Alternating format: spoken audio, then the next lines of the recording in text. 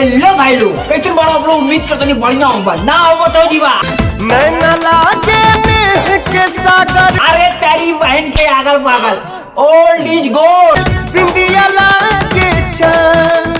भैया आप लोग सुने होगा भैया, भैया नहीं भैया, आप लोगों ने सुना होगा भैया ओल्ड इज गोल्ड भोजपुरी तुक्का भैया।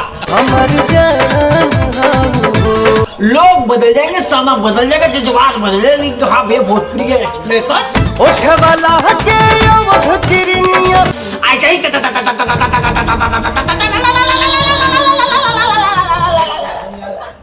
तो भैया लोग बदल जाएंगे, समय बदल जाएगी, जज्बात बदल जाएगी। तो और ना नैना लागे नेह के सागर, नैना लागे नेह के सागर। बिंदिया लागे चांद, बिंदिया लागे चांद।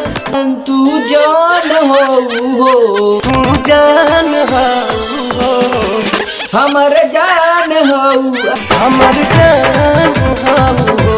एक तोरी बहन के आगल पागल।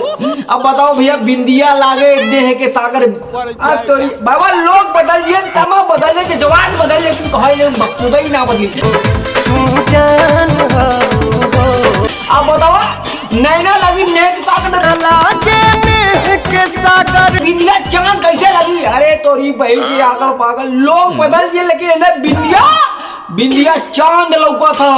लेकिन भैया एकरे अगवा सुना भाई मधुर मीठ मुस्कान। तू जान हो तू जान हो हमर जान हो तोरी बहन के आगल पागल। भैया बताओ अब बताओ ये हमार जान बोल हमर जान हो। तोरी तोने ने ना सुधर बा, तोने चाला भोजपुरी बदनाम कर दी। देवरा के देनी ना चुमा तो भोजपुरी लोड़ी लग जा मरले बपायना से। लेकिन ना हम दीपक बनारसी सख्त लोंडा भैया। हम सोचते भैया सोचते भैया दिमाग लड़खड़ा जा रही है। हम सोच रहे बोले तो बोले का, लेकिन तो भैया तो आगे सुनो तो जब से देखा ली तब से तो पे। अरे तेरी बहन के आगल पागल करे थे का रे करिए तो नन्हे ना सुधर भाई।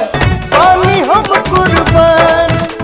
तोने चाला तुक्का बाजी, लौड़ा बाजी, मुस्टंडा बाजी, दीपक बनरसिया का बेटा जौने दिन बाजी ने कुल बवाल। तू जान हो अरे तेरी बहन के आगल पागल तो नन्हे ना सुधर भाई। तोने चाला तुक्का लगे हमर जान हो।